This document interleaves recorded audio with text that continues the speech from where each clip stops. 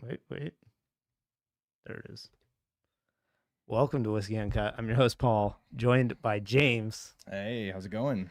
And it feels real weird because I couldn't hear the intro music. I know. It's just, it doesn't feel like we actually started the show. We did, right? We're actually recording. We did. Whiskey. We are actually, yeah. That's good. Yeah. Yeah. I like the intro music too. You do a good job with that. Yeah. Well, but it's just, it like sets the theme. And like when I don't get to hear it before the show starts, it just feels like we're just sitting here talking. And you know, I've been listening to a lot of podcasts lately, and a lot of the opening music sucks. It's horrible. It's really bad. So I listened to ours, and I'm like, okay, Paul's pretty good. Like that's much better. So we've got today for the people, because it's St. Patrick's Day, James, as you can tell by us wearing green. Yeah, obviously. That we are gonna try some Irish whiskeys that we haven't tried on the show before, and you know, so starting off is gonna be our classic high quality screw top Jameson. I mean, really, yeah, screw top says quality. But here's the thing: you gotta try some whiskeys that are relatable. Yeah, whiskeys of the people, as they say. that any of us mere mortals we gotta try some peasant whiskey, right? Peasant whiskey. But we're gonna talk just a little bit about news first. We'll probably keep this episode a little bit shorter today because I'm supposed to go do some stuff after this. Sure. And then I have a quick question for you after the news segment based off of some of the podcasts I've been listening to. Okay. So, all right. Yeah. So we'll start off with basically two things. And these I was super excited about because we just talked about this on the previous episode, which was when we did the tasting with Chad, and he was asking about, or you asked about Bruichladdich and whether or not they had older whiskeys available. Right. Yeah. And so one of the things that I was talking about is like, well, unfortunately, no, like it's basically just the classic laddie. Technically there's like a laddie 10-year-old, but it's rarely available. And then they have the Black Art series, which is age stated, but they're all a little bit different, and it's a limited thing each year. So they have now introduced Bruichladdich 18. So they proved you wrong right away. Yeah, I like it. That was probably in a response to the podcast, don't you think? Yeah, I think it's because they were listening to the show and they heard us. They're like, wow, we're disappointing them. We got to come out with some older stuff here. So holy crap, 18 and 30 years old. Wow. Yep. So when Adam Hannett started his tenure at Bruichladdich in 2004, some of the first casks of the 18-year-old whiskey were being filled. And so this is part of why, is because Bruichladdich, they started up distilling and everything again with the new leadership only about 18 years ago. So, but yet they're releasing a 30-year. Well, we'll get into that. Yeah. Well, that's because they had stock from before. Right. So before new management was in place. And Bruichladdich had ran out of like all their old stock for a while. That's what the Black Art series was like their way to release their old stuff without being beholden to a particular flavor profile that they couldn't consistently replicate. Right. No, that makes sense. Yeah. Yeah. That's smart. And so you would also see them have like older releases from in like airports and stuff that were limited travel retail or at the distillery exclusive, that were like one-off kind of things. But the 18-year-old is as Adam Hannett says, is representing Bruichladdic's first time working with organic farmers. 18-year-old is a great opportunity to look back and see how far we've come. There are people who talk about organic whiskey today and perhaps have been doing it for 5 years, but we can say that we've been doing this for 18 years, and we have complete traceability and provenance in every whiskey that has gone into this 18-year-old single malt. If you're a fan of the classic laddie, you'll recognize many of the whiskey's notes, with soft honey, butterscotch, coconut cream, vanilla, and loads of fresh tropical fruit from mango, peach, and apricots to melons.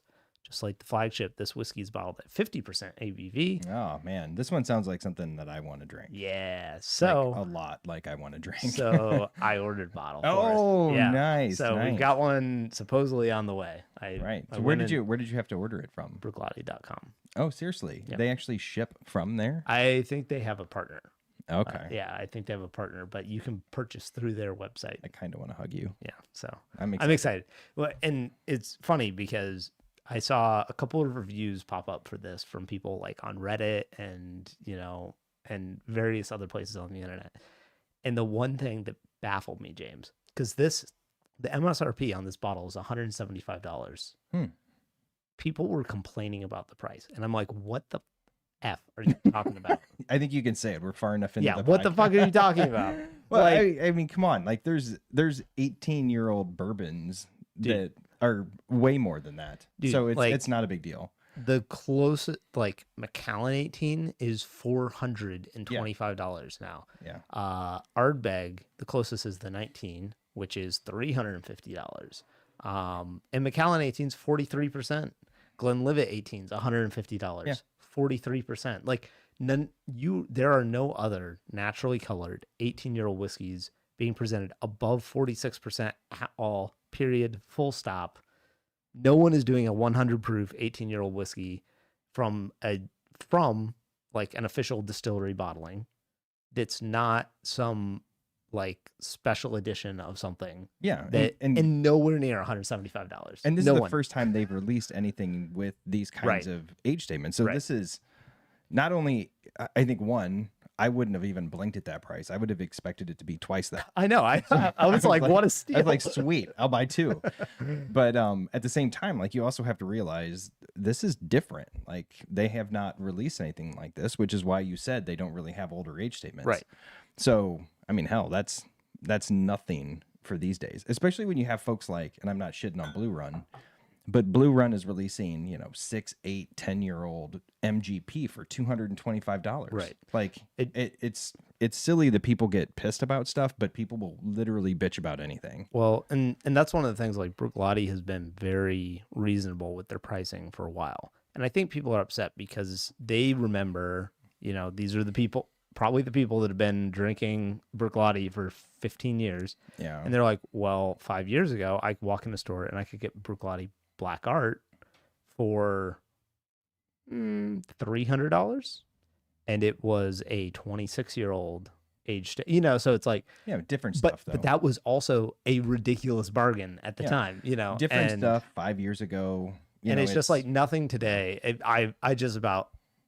It was like honestly infuriating that these people weren't trolling either, because they're like, that's so it's a little steep on the price. I'm like, bro, you've had your head in the sand. And you're someone who probably only drinks scotch and thinks that, like, because I saw another comment that someone who had tried it, and they're like, the 50% is a little hot. They really should have. They really should have. That was not anybody that listens to us. I guarantee that. But like, oh my god. And so I mean, you can always add a couple drops. So shut up. Like, I mean, people will complain about anything. When you said that, I was shocked. I thought it was going to be at least $250, if not twice what they're asking for it. So I'm actually pleasantly surprised. Now, the Bruichladdich 30-year-old. Now, this year we're going to change that won't disappoint you. Distilled in, let's see, so that would be 1994, I think. Yeah. Yes. I was trying to see why don't they have a thing about it? Where's the price? Oh, it's down on the bottom there in the last line. You can see the price. Oh yeah. The Bruichladdich 30-year is coming out for $2,000. Yeah, that's a jump. That's quite a jump. But you got to imagine that one 30 years in a barrel. There's right. not a whole lot of product left. Right. Now, and that one's more understandable because the Black Art, I think the last one they released is 28 years old and it's $600. So like I understand the scoffing at the $2,000 price point, but again, that's the minimum age. That might have 35, 40-year-old whiskey in it. Yeah, that's a good point. We also don't know what casks, how and how much is like Macallan 30? Well, Macallan 25 is $2,500. Yeah, so Macallan 30 is probably like $4,000 or $5,000. Yeah. So I mean, you're still, it's pricey, but the jump makes sense compared to other, premium aged products. Right. And I wanted to bring up, I just want to see if I could talk to you because the casks they're using for this are also really cool. So the aged 18 years is coming from organic barley from Scottish mainland, and Isla. And then the maturation profile is matured exclusively on Isla, which is another thing people don't really think about, but like most Isla whiskeys are not being aged on Isla. So when people talk about, oh, it tastes like the salty air, it's like, well, some of them can because they're actually aged there, but a lot of them are not aged there. So is there just not enough room? There's not enough room. Yeah. It's way cheaper to build warehouses for millions of barrels on the mainland, aged exclusively on Isla, primarily in ex-bourbon casks, just like the Laddie 10. However, these have been married together with a smaller number of Sauterne and Port casks and married for 9 months before bottling to balance Bruichladdich signature floral fruity character. So I am very excited for that. And it comes paired, James, with another one that I ordered for us, which is the Port Charlotte 18. Ooh. Oh, baby. Wow, you went big. Yeah. This would be fun to do a side-by-side on the 18 years. Yeah. So this is also the oldest age-stated Port Charlotte that they've ever released. They've had a 10-year before, but all the other ones are non-age-stated or they're like a vintage thing. The oldest ever expression, Port Charlotte Isla single malt to be released, limited to 6,000 bottles. It is rich, peaty profile, celebrates authenticity, provenance, and community, staying true to the classic vibrancy of the heavily peated 40 parts per million Port Charlotte spirit. This 18-year-old expression has been profoundly influenced by its cask maturation profile and the passing of time, resulting in a complex and unforgettable single malt. And this one is also 100% Scottish barley, distilled, matured, and bottled on Isla. And then, where's the cask? The casks on this one are cool too. 74% refill sherry, 20% French wine. Ooh, so that's gonna be fun. Yeah, it should be. These are kind of sexy bottles, too, and it's also at 100 proof. This one's at 108.6 proof. Wow. Yeah. Both of these look like premium. Like both of the ways they're doing the labels and the bottles, like everything looks legit. So yeah, it looks really. And good. How much was this one? This one was a little more. I think this one was $200. Nice. Well, these should be fun, man. I'm looking forward to trying those.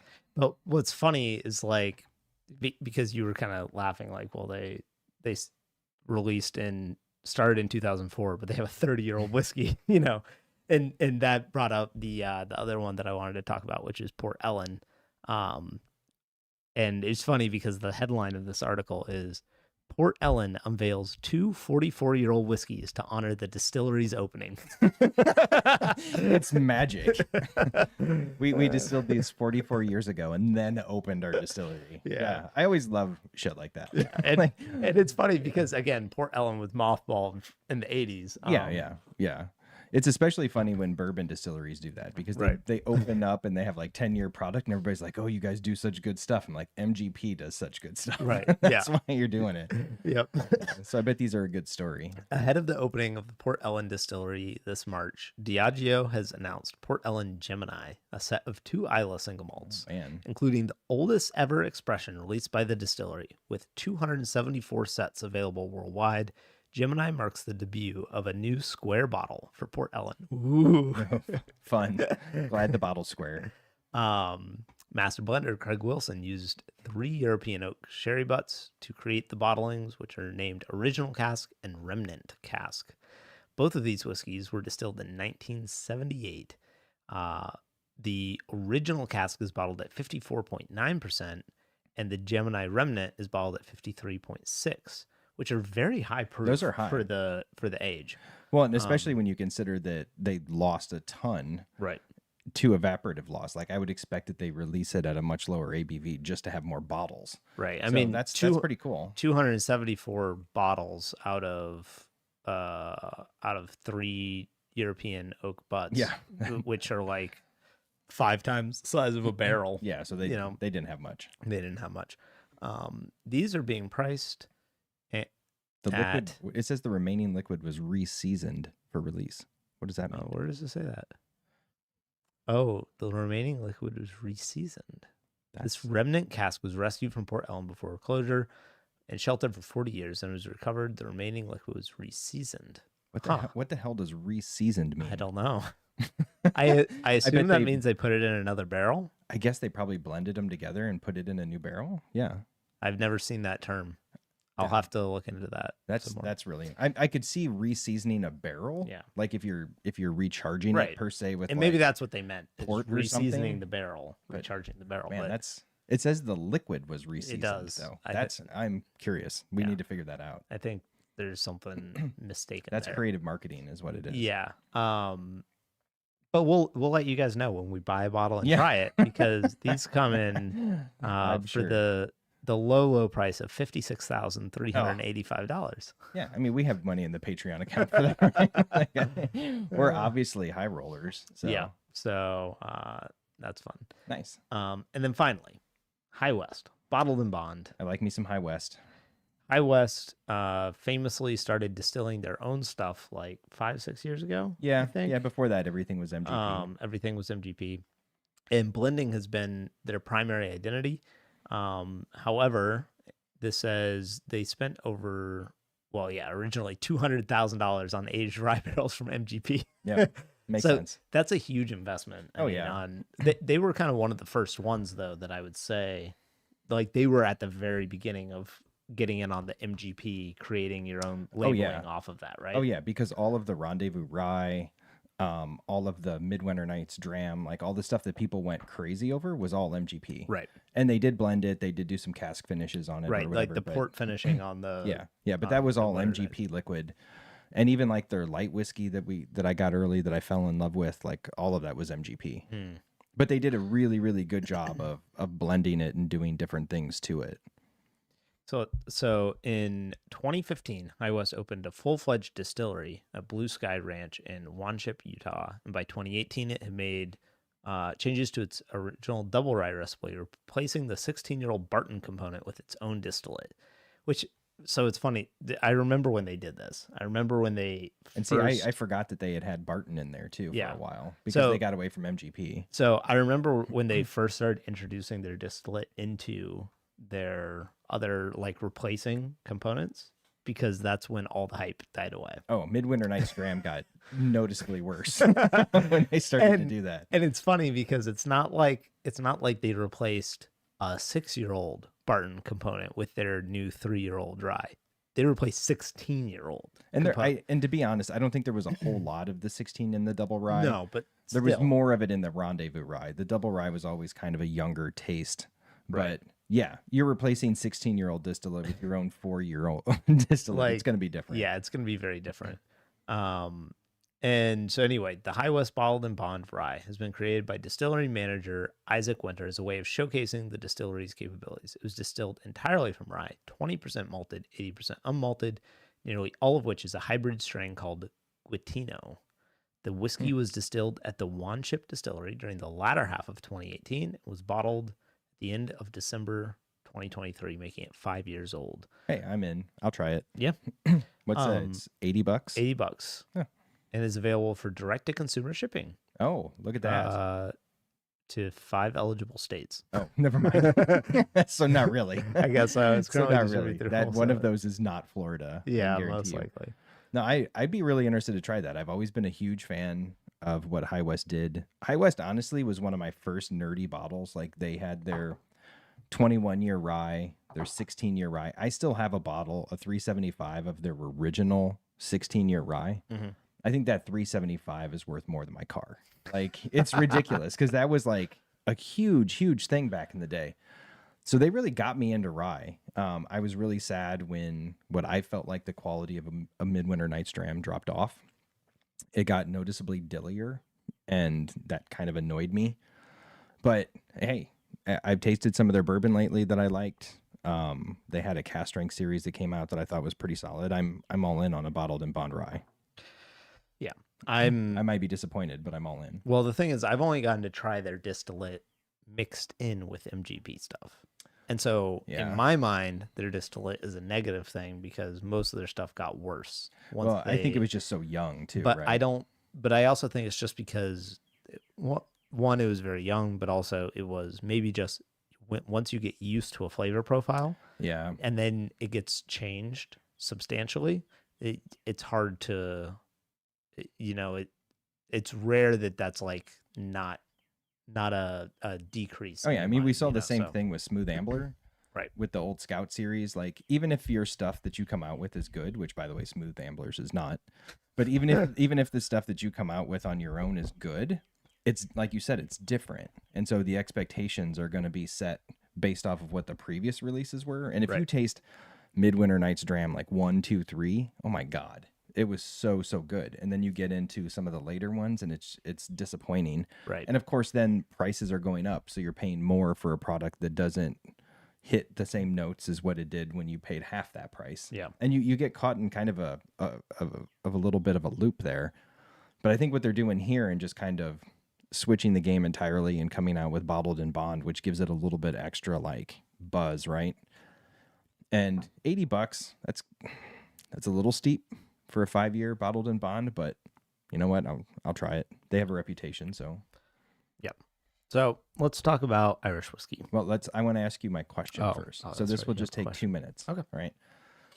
So I was floating around on the interwebs the other day and Fred Minnick popped up in my feed. Oh yeah. And occasionally Fred Minnick pops up and he did a little bit of a video. It was like a 10 or 12 minute video asking the question, is the bourbon boom over?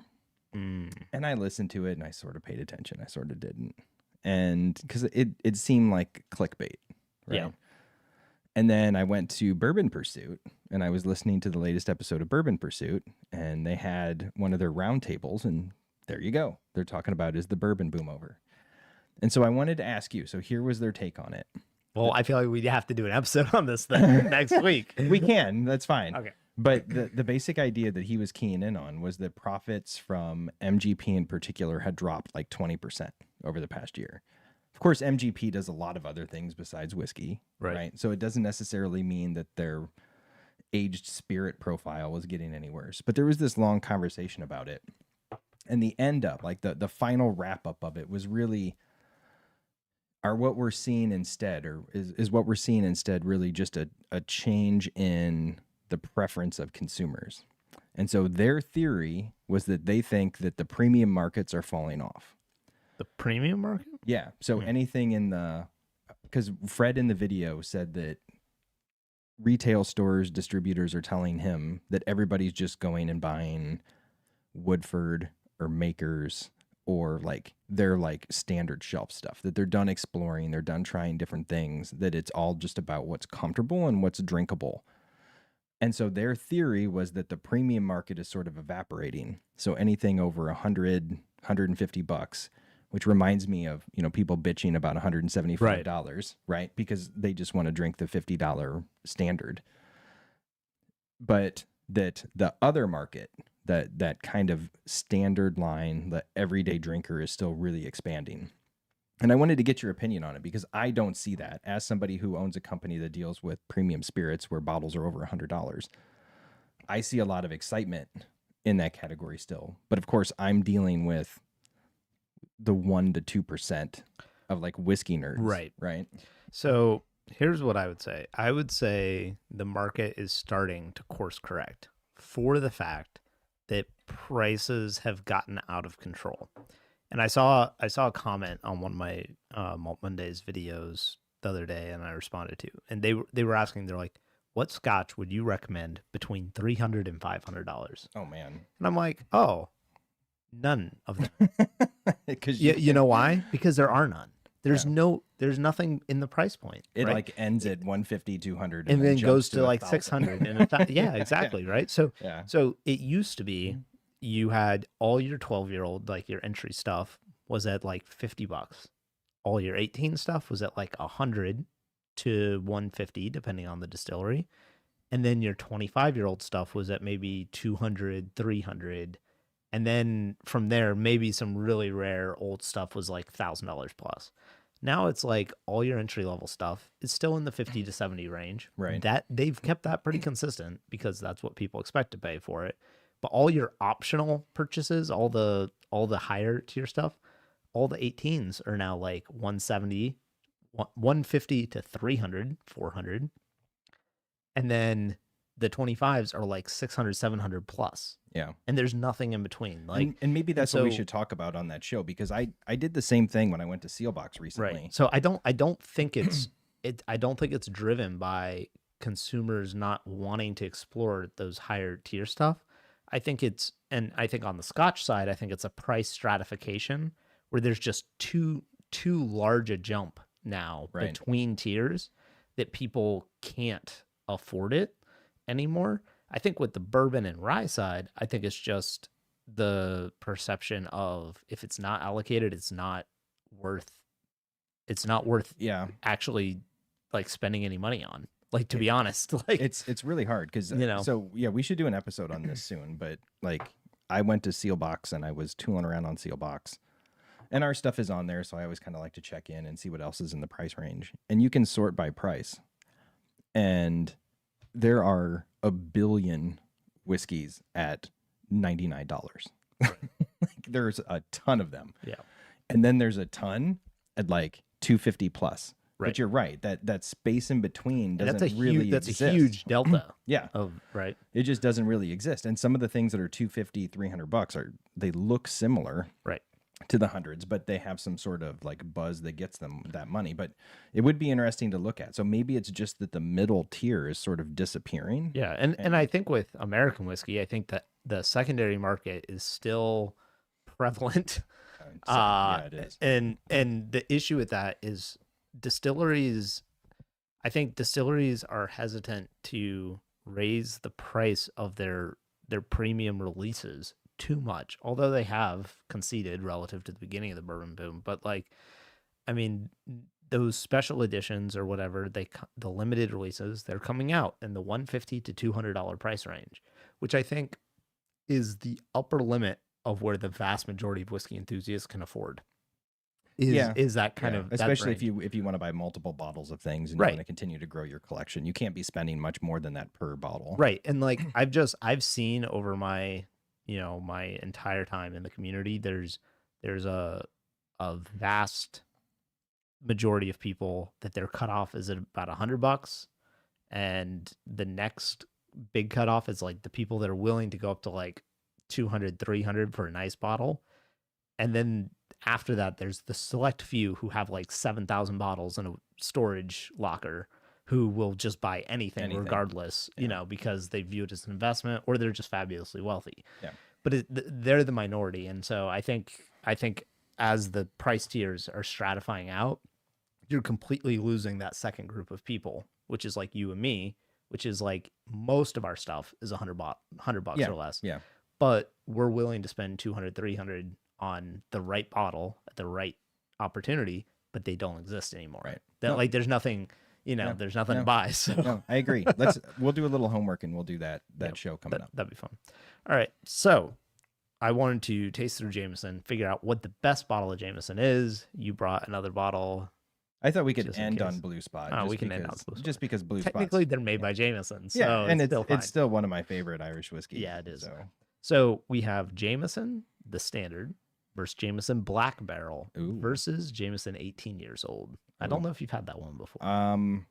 If I have, it's been a very, very long time. The Jameson 18 comes in this cool little bottle, Nice. which I siphoned off of someone else's bottle of Jameson you have that 18. shipped to you from Jameson? No, that'd be nice. Yeah. So I picked these three because these are the three standard releases from Jameson. Their other stuff is like aged in like coffee barrels, and then like IPA barrels. It's like weird kind of stuff.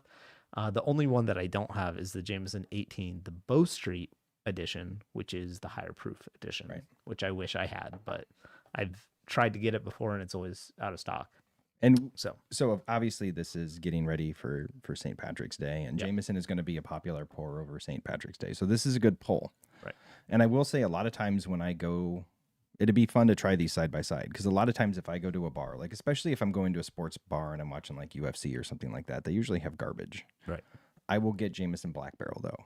Yeah. And I'll get it on a fairly regular basis. So I'm curious to try it next to the standard Jameson, because I haven't done that in a long time, just to see how big of an upgrade it actually is. So I poured the regular Jameson in my glass, and obviously these are artificially colored, so looking at the color does nothing. Well, and that's something we should talk about with Irish whiskey is they can add caramel coloring to Irish whiskey.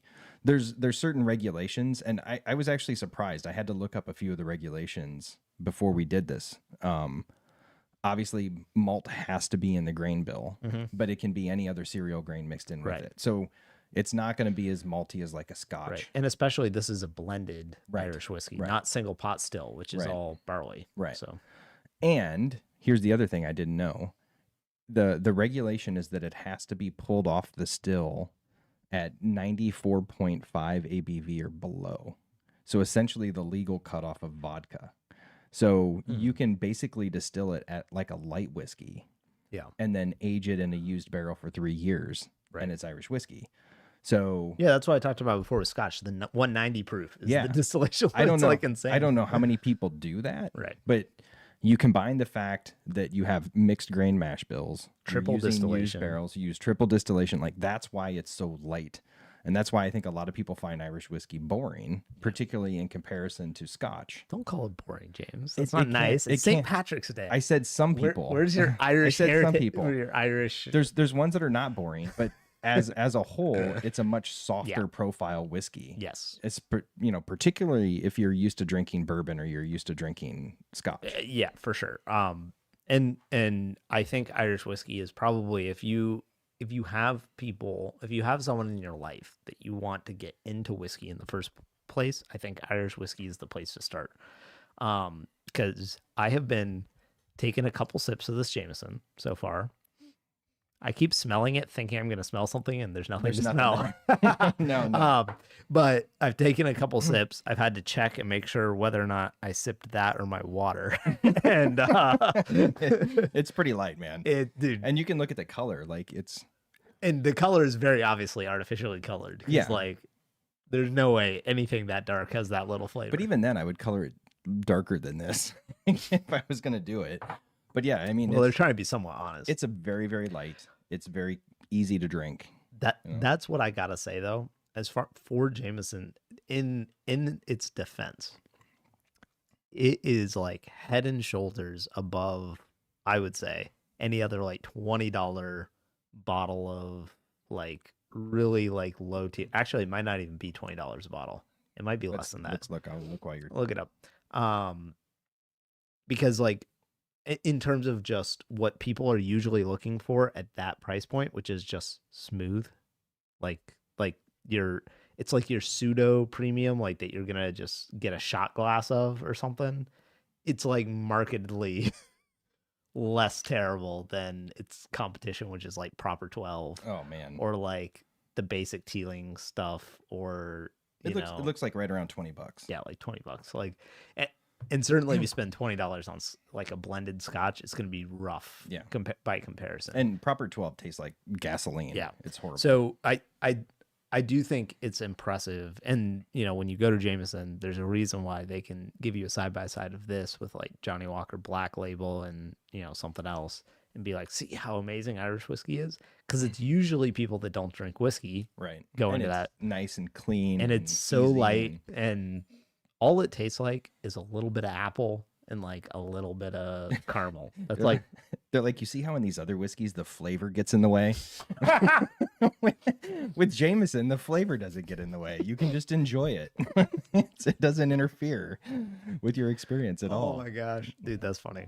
There's nothing really to it. Now, I will say I did a little sneak and I tried the Black Barrel and it's drastically different. Yeah. So yeah, let's try the Black Barrel. And the Black Barrel it's a little bit older.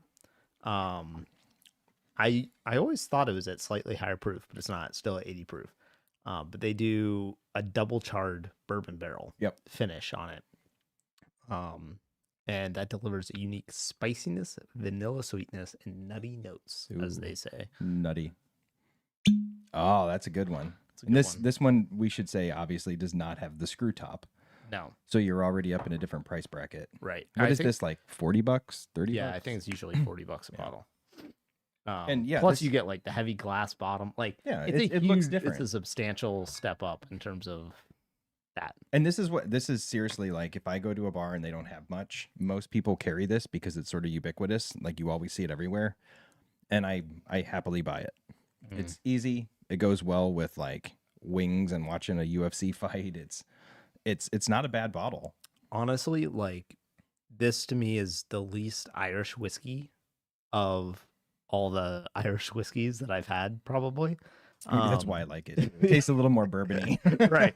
Like Yeah. when I think of like stuff in Redbreast range and the Spot range and the Tullamore range, this is the one that to me stands out as it kind of feels like a redheaded stepchild without it being a weird cask finish. No. Without it being like any like the port or not port, like the stout beer casks or IPA casks or anything like that.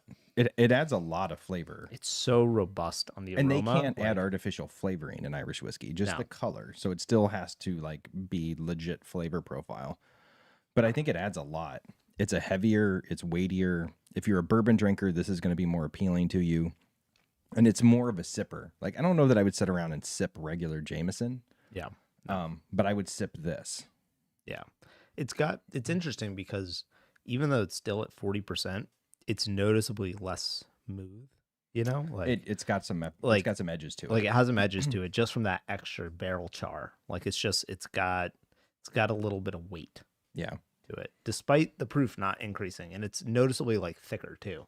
I think, yeah, it's still not much going on the flavor side. I gotta say, very. But if you try it side by side with the other one, it tastes extremely flavorful. Yes. So it just depends. To me, this is like the equivalent of like Knob Creek 9. Like if I go to a bar and they don't have anything else, I'll get a pour of Knob Creek 9. Like it's solid. It's not spectacular, but it's bourbon and it's good. Yeah. This sort of falls in that category with me. I think the Knob Creek maybe has a little bit more flavor than what this does just because of the process of making it. But it's kind of similar. Like it's still enjoyable. It's got enough flavor that you can sit down and you can sip it. And it's easy. There's nothing challenging about it. I really wish this is one of those whiskeys where I really wish they released like a bottled in bond edition or something. Like give it to me at 46% or give it to me at 50%. Because I feel like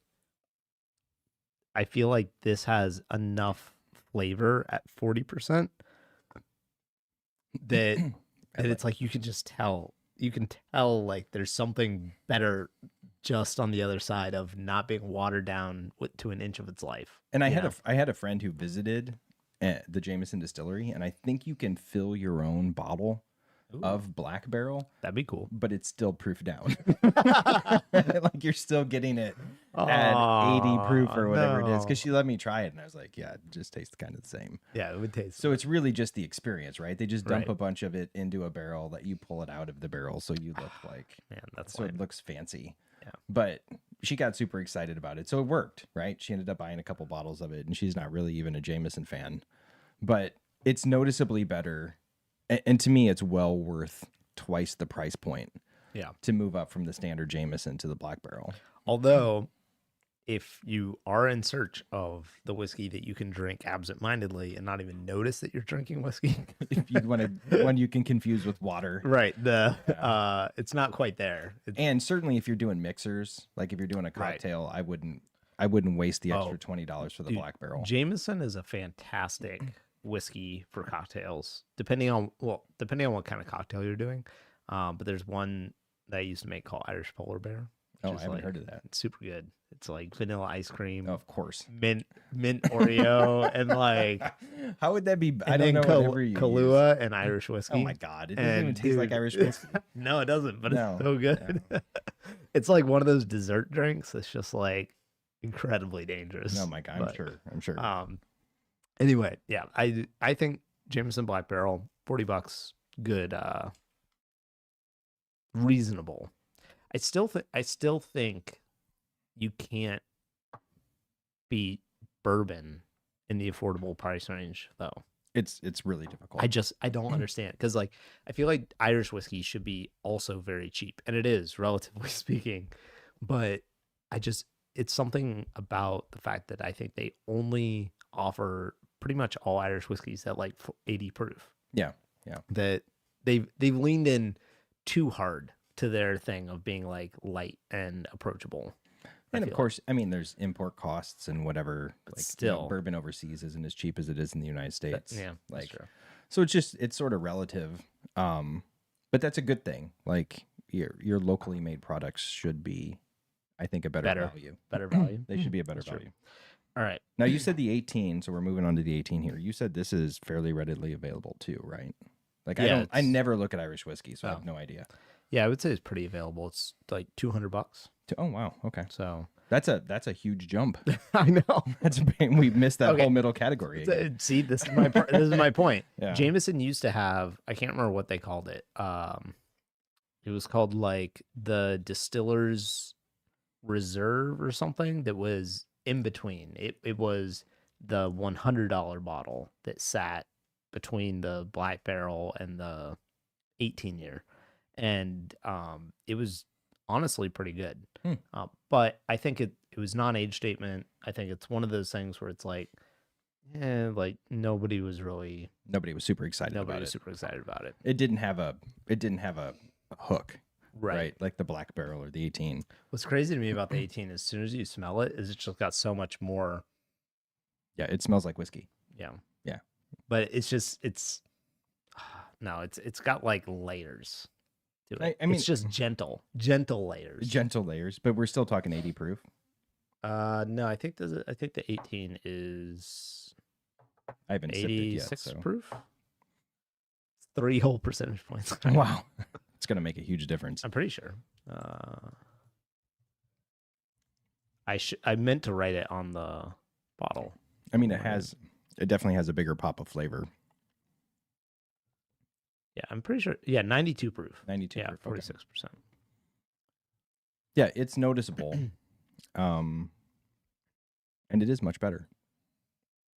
Yeah, to me, you start to actually get Irish whiskey character to this one. But I would still rather drink Redbreast 12.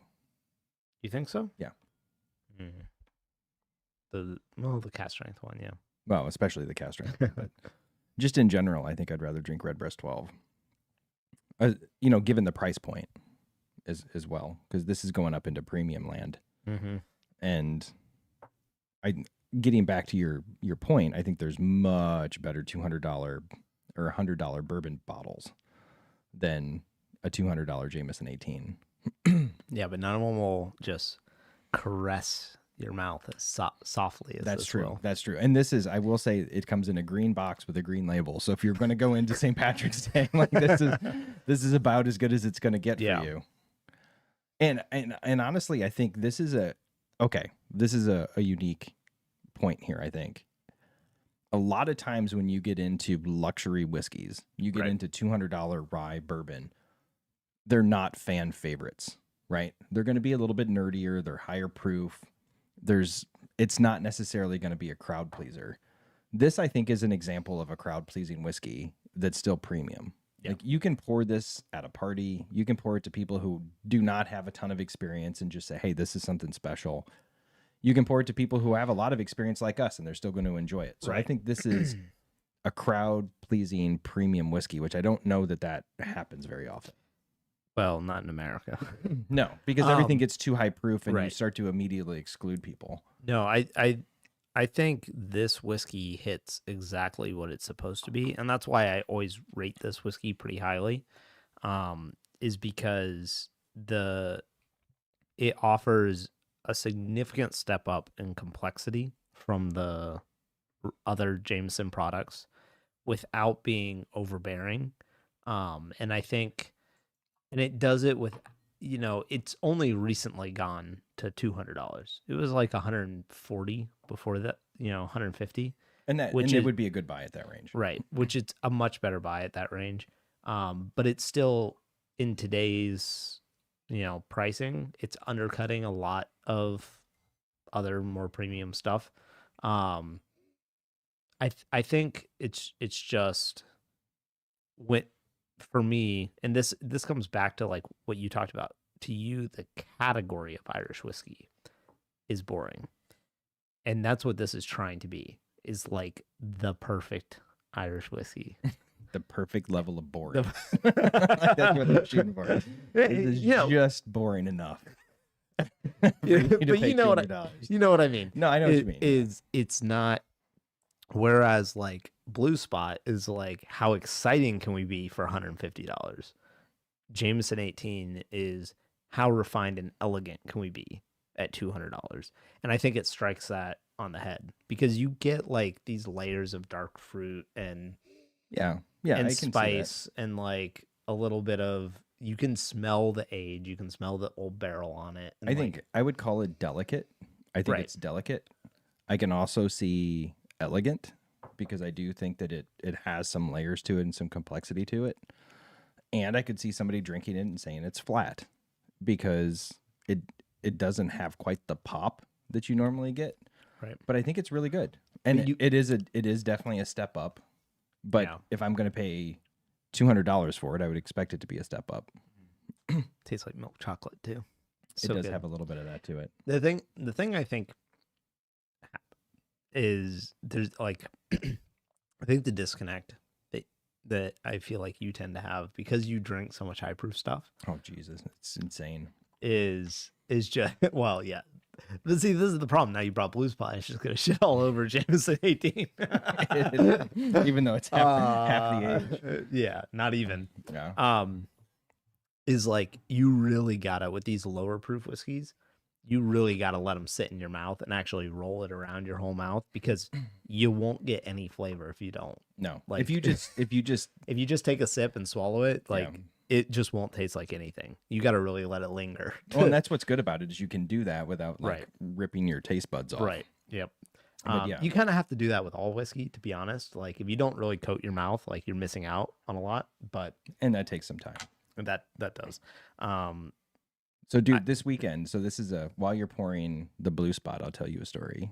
I went to South Dakota to go try whiskeys for Two Souls this weekend. And I was staying in a place that was population 260. Like everybody immediately looked at me because I don't think I fit in. They all know each other, so 60. Very obvious South when Dakota. a new person shows up. So I stopped by a distillery outside of Minneapolis on my way into South Dakota on Monday morning, and I was just supposed to meet with the owner. This is 9 a.m. He turned it into a barrel tasting event. And dude, I have never been hungover the same day that I drank. But by like dinner time, I felt like shit. Yeah. And I was like, oh, this is how you feel the next day.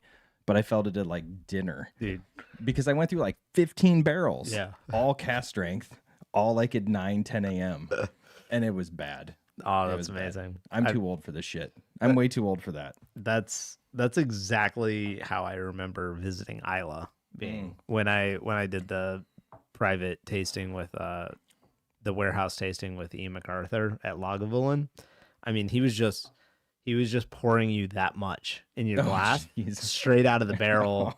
Like 6 or 8 barrels in a row. Yeah. And he only gave you he gave you like 10 minutes between each barrel, and then he's like, why is your glass still full? Like, give me another one. We went you in the hospital, bro. Right. And like my dad was with me, so he was driving, and so he could only like take a sip of each one. So then he's like pouring his extra in my cups. You're just dead.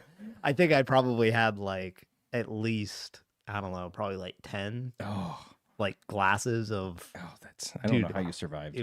Barely. I went to breakfast afterwards and I texted at lunch. I was like stumbling. I went to breakfast afterwards and I texted our friend Amy from Watershed and she was like, dude, you gotta rally. Like that's what the young kids do. You gotta rally. Well, now they have, probably not in Iowa at population 200, but now they have IV drip places you can go, and that would probably rally you real quick. It would have rallied me really quick. Yeah. If I wasn't horrified of needles, I would try that sometime. Dude, then I had a 3.5-hour drive to where I was staying in South Dakota, and it was rough. So how does a place with 250 people in it have a distillery?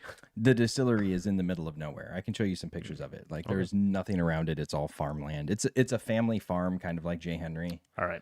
You know, in the middle of nowhere. Really, really good whiskey though. So keep an eye out for some releases from South Dakota and Two Soul Spirits in the future. Blue Spot's so good. It's really tasty. Aged 7 years, cast strength, non-chill filtered. And what's the proof? 117.8. I remembered it was under 120, but I couldn't remember exactly. Yeah. Oh, under 120. Yeah. It's weak sauce. Yeah, I barely think about it.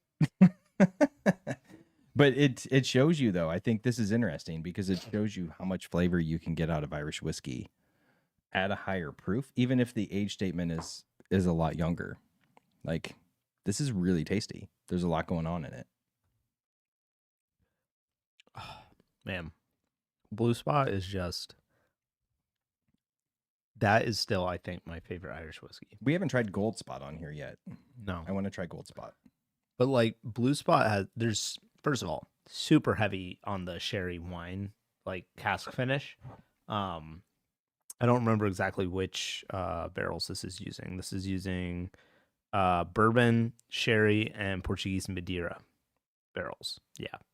And it's heavy on the sherry and the Madeira. Like, it's an incredibly rich flavor profile. It's honestly, I'm surprised that you like Blue Spot as much as you do, because I love it. Just because I feel like you tend to lean more on the naturally presented whiskeys and less on the cask finish, like with Scotch. Well, I like thoughtful cask finishes. Okay. And this is not a heavy-handed cask finish. I think it's heavy-handed. I don't think it is at all. No? No. Oh. No, when I taste a whiskey and all I can taste is sherry or all I can taste is Madeira. Well, I think it's because it's both of those. I think it just confuses you. So I'm just sitting over here confused. Right. Now. Yeah. like I'm just saying, like, if you tasted this and it was all ex-bourbon barrels, I think you would realize how heavy. Oh, I'm sure. I think there's a lot of influence there, but I still also get a lot of the base whiskey flavor in it, and I appreciate that. I just think it's well balanced, I guess is my point. And I do like cask finishes. I mean, I do cask finishes for Two Souls. I just like them to be balanced. I don't like it to fall out of like character. And I think this is good. And this is also like, I mean, this is a $200 bottle. Right. So this is pricey. We forgot to mention the winner, James. Oh. We've forgotten for like 5 episodes in a row. Yeah, that's your fault. I know it is my fault because I run this thing. just give the whiskey away. You have to pick the person. Okay, so you have the harder job, I understand. But so because we do need to wrap up, but we should have done this at the beginning of the episode. Well, I'll cut this part out. I'll insert it at the beginning. Then it's going to be whiskey cut. No, it's horrible. But I'll relink it into the beginning. Okay, all right. And then, so if you're listening to this at the beginning, this is really from the end. Trick. But our Two Souls giveaway. So if you support us on Patreon, actually, if you support us in any way, whether you're subscribed, any way that I can see who you are, you get at least one free entry to our giveaway each quarter. However, if you're on Patreon, you get bonus entries for supporting us there. And for December 31st, we were supposed to do a drawing. And then because that was between our seasons, I did the drawing, but then we never talked about it. And then now it's I March. keep forgetting not talking about it. So now it's about to be the next one. So we got to finish. We got to do this back. So anyway, the winner of the Two Souls giveaway. Good sound effects, Paul. Classy. Is Taylor Lauren. Oh, yeah. Taylor Lauren won. Congrats to Taylor Lauren. Yeah. So Taylor Lauren has been one of our longest supporting Patreon members, and good for her. And so anyway, we will get you your code, Taylor. Yes, and you will be winning the Watershed Double Barrel Bourbon. Very which nice. Is one of my personal favorites. And we have so anyway, there will be another one coming up the end of March or April. We'll see. Depending on when episodes actually happen, but we won't keep forgetting to announce it. I keep forgetting, and then every time after the episode, I'm like, God damn it! No, this is good though. This is good. I'm glad that Taylor Lauren won because she's been following us from the beginning, and I bump into her all the time, and she has to remind me that it's Taylor Lauren. So I owe her a bottle. All right, that's good. Well, this has been fun, James. So I think our recommendation is still Blue Spot if you can get it.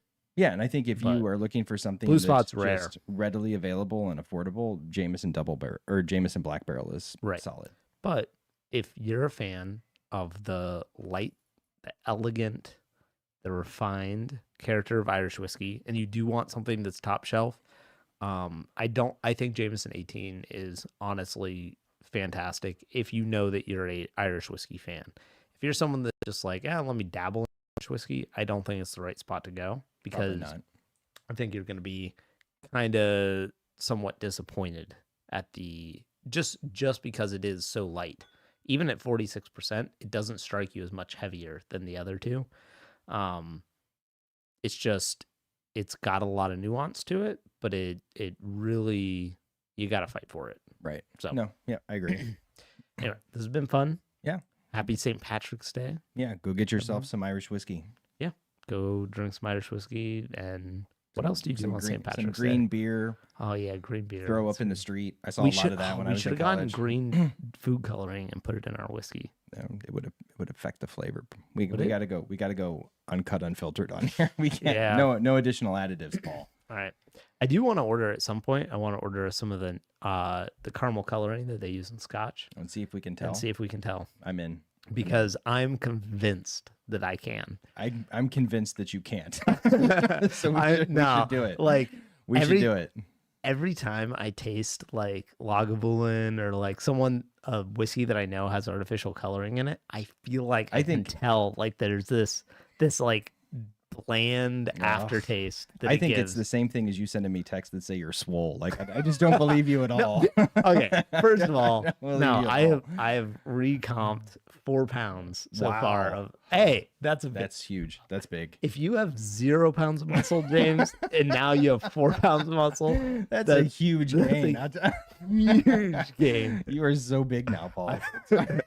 It's ridiculous. I'm like practically busting out of this. I take it back. You can definitely taste caramel coloring. No question. All right. So anyway, it's been fun. Cheers, guys. I'm glad you were able to come over. So remember, guys, drink, share, enjoy. Cheers. This episode of